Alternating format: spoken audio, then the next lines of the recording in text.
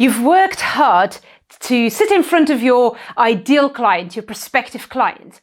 How do we now turn that into a new client that puts money in your bank account? My name is Nell, I'm an action coach, business coach, and I help my clients with looking at how can we convert more out of the clients or the prospective clients that you already have. Because let's face it, marketing's great. We all need to do more marketing, or do we? Marketing requires an investment. Marketing often requires a lot of time. And generally, most of us have already got leads coming in. Now, I throw a little caveat with this. If you're a new business, that's slightly different. You have to be out there, you have to be doing loads of marketing. But if you're already an established business owner, then you've been doing some marketing. You will have people that are either properly in your pipeline or that are in your orbit, as I like to call it. How do we convert more of those that are already there instead of going to keep filling more and more and more in, which is time consuming and often money consuming? So how can we convert more out of what you already have? Here are my 5 top tips to help you with that. First of all, have a written sales process. Now, when I start working with clients, they often go, well, now I'm only a small business and there's so many things to do. Why would I need a sales process that feels really corporate or that feels very structured? And I don't really need that. I don't like doing sales. I'm sure I've done some videos on that. Go and check out the sales playlist for that one. But actually, the point of a written sales process is that you are going to be consistent with every single sale. It helps you go through making sure that you ask all the questions that you should be asking. It means that you are clear on where is my prospect in my sales process right now? What is the next step I am leading them to? You are the expert in your business. They want you to take them by the hand and lead them from that first initial conversation to them doing business with you. And for you to do that in the best possible way, make sure that your sales process is written out, mapped out, flow charted, and that you are really clear on what does that look like for me and my business. I have definitely done a video on flow charting as well, so go and check that out. The second thing is set sales targets. Too many times I speak to business owners and they go, oh, I don't really know where the sales is going to come from. I'm hoping to do this much this month. I don't know yet what's going to fall through in my sales right now. What? Now, if you're not tracking your numbers, then those are normal responses. But to start with, you have to set yourself some targets. What are you working towards? What kind of growth do you want? Now, right now, you might not know that. If you set a sales target from 1,000 to 2,000 or from 10,000 to 20,000, whether that's going to work or not, because you might not be testing and measuring. Definitely a video on that. See what I did there? Good videos for you to watch. But actually, the whole point of setting sales targets is that we all love something to work towards. It gives us that momentum and that drive that we may need, but it also helps us establish the target that we set versus the activities that we are doing. Are they realistic? Are they right? Where do we maybe need to make some changes?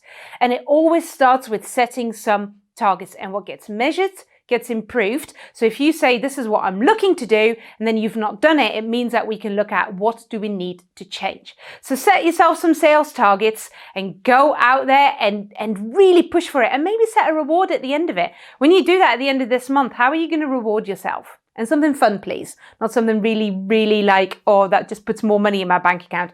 Reward yourself. Let's celebrate the wins. The third top tip is ask for the sale. How many times have you sat in a sales meeting where someone does a great job and you kind of go, I really love this person, and then they walk away and they never really go, right, shall we get started with this? Now, if you're not very comfortable with sales, then practice your closing sentence. Practice it many, many times out loud. Get comfortable saying this. Tell your kids, tell the dog, tell the trees when you're walking the dog. Shout it out in the car before you get into a sales meeting, whatever your way of doing this is. But often if you're not used to saying, so, shall we go ahead with this? Shall we get started? Shall we get you signed up? whatever your sentence is. Too many people don't say it because they don't feel comfortable with doing it. So get comfortable doing this before you're even in a sales meeting. But ask for the sale. And if you think you're going to forget it, make it part of your written sales process. Big, bold, capital letters at the bottom of your script, at the bottom of your questionnaire, at the bottom of the template that you are taking into your sales meeting. Ask for the sale. They're looking to buy. They're sitting down with you, looking to buy. Don't forget to ask for the sale. Top tip number 4. This might not be relevant for everyone, but create a program or a service where maybe people can try before you buy. Everyone that's interested in my group programs can come and sit in. There is no point for me to sign them up to a 6 or a 12-month group program if they don't know what they're going to get and if it might not be right for them. Horrible to part with money when you then go, gosh, this isn't what I was expecting it to have or be or look like. And also not great for my reputation, right? And it might be something that I can't do anything about, but if there's a mismatch with expectations, try before you buy. As I said, it might not be relevant for everyone, but give people an opportunity to see what it would be like to work with you or make something really low cost before they decide on something a little bit bigger. And the 5th and last one is educate on value, not on price. Now, some industries, some products or services are price sensitive, but nowhere near as many as what most of us think. So what is the value of your product and service?